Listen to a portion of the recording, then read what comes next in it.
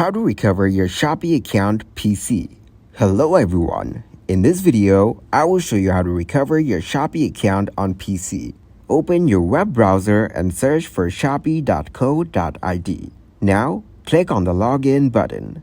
Then, right-click on the Forgot Password option. After that, enter your email or phone number and follow the instructions to recover your account.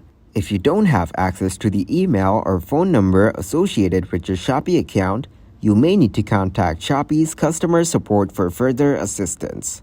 They can help you with the account recovery process and provide guidance specific to your situation. Account recovery can take some time, and it may involve multiple interactions with Shopee's support team. Be patient and responsive during this process. Thank you guys for watching this video. Hope you got some value.